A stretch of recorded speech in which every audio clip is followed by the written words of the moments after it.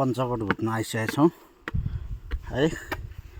पञ्चकोटको अब सुरुदेखि नै तपाईहरुलाई दृश्य के कस्तो छ, कस्तो भ्यू देखिन्छ भन्ने कुरा देखाउँछौँ। अरे प्रिन्स आउँदै हुन्छ, प्रिन्स यस्तो दामी ढुङ्गाको हेर्ने र्याक बाघको मूर्तिहरू दामी दामी। यस्तो हामी चाहिँ तल सिँढीतिर छौँ। तलतिर यो कुन हिमाल ठ्याक्कै कञ्चनजङ्घा हो क्या हो, तलतिरको भ्यू यस्तो छ। अझ माथिबाट त माथि गएर म देखाउँछु कस्तो छ है। एकदम बवाल ठाउँ। यो सिजनमा घुम्न आउनै पर्ने ठाउँ। बागलुङ बजारभन्दा आधी घन्टा जस्तो माथि पर्छ यो। एकदम रमणीय ठाउँ रहेछ। यहाँ एउटा मन्दिर देख्न सकिन्छ। उकालो हिँड्न एकदम गाह्रो छ यार।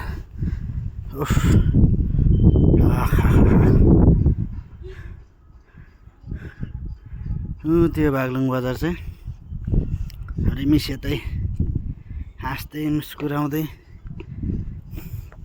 ल त्यसै गरी हामी माथितिर लागौँ। यहाँ छ बाघको दुईटा मूर्ति ट्याक्क।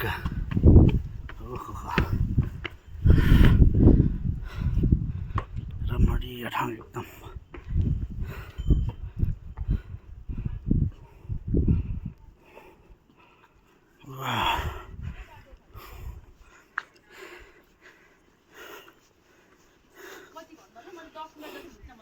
अहिले आउँला है।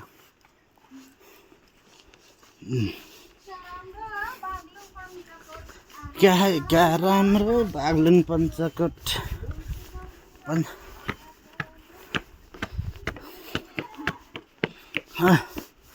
कस्तो फिल भइरहेछ? राम्रो छ नि ठाउँ? ए तिम्रो बर्थडे बेस्ट प्लेस भयो फेरि कान्छीमा आएको। मन्दिरको सेपमा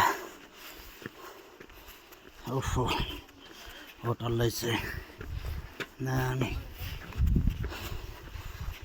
बजार लागेको छ कि आज।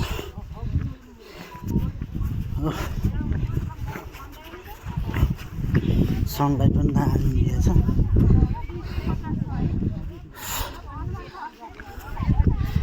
लाखाको भ्लग चाहिँ यहीँ आएर इन्डोर जस्तो छ एकदम ठाउँ। प्रकृतिले यस्तो डाँडामा